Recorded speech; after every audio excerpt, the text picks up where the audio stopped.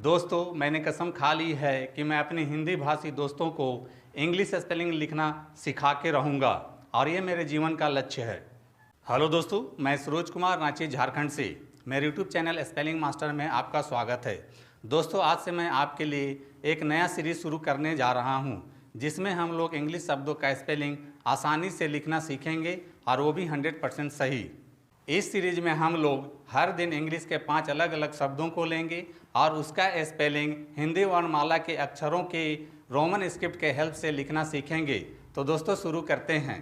दोस्तों, इसके लिए मैंने 5 शब्द लिए हैं, जैसे कि पहला शब्द है पोएट, दूसरा शब्द है आर्टिस्ट, तीसरा शब्द है रिच, चौथा शब्द है स्ट्रॉन्ग, पांचवा शब्द है इंस्ट्रूमेंट।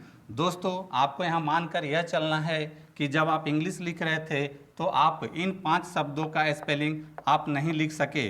तो दोस्तों, अब हम लोग रोमन स्क्रिप्ट के हेल्प से इन 5 शब्दों का स्पेलिंग लिखना सीखेंगे। तो दोस्तों, सबसे पहले हम पहला शब्द पोएट लेते हैं और सबसे पहले रोमन स्क्रिप्ट में पी से पा होता है, ओ की मात्रा के लिए ओ लिखेंगे, ए के लिए ई होता है और टी से टा लिखते हैं। इस प्रकार से आप पोएट का स्पेलिंग बहुत ही आसानी से लिख लेते हैं।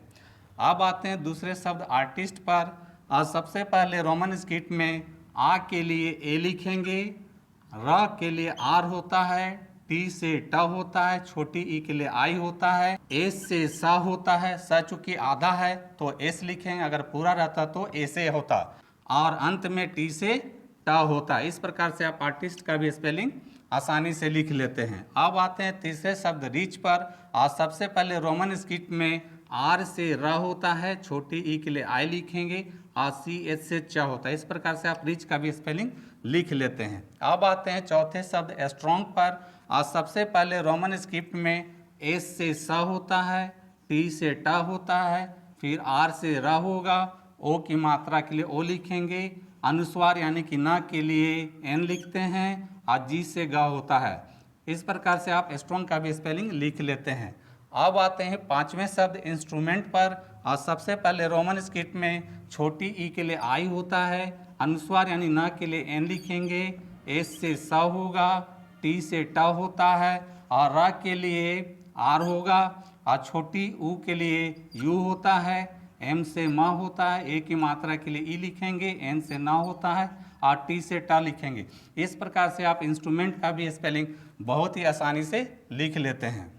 तो दोस्तों, देखा आपने, इंग्लिश स्पेलिंग लिखना है बहुत आसान। शब्द छोटे हों या बड़े, इससे कोई फ़र्क नहीं पड़ता है।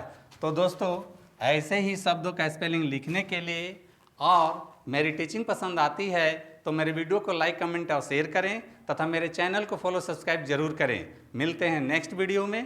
Thank you. दोस्तों, वीडियो पसंद आए तो इस वीडियो को लाइक करें, शेयर करें और मेरे चैनल को सब्सक्राइब जरूर करें। Thank you.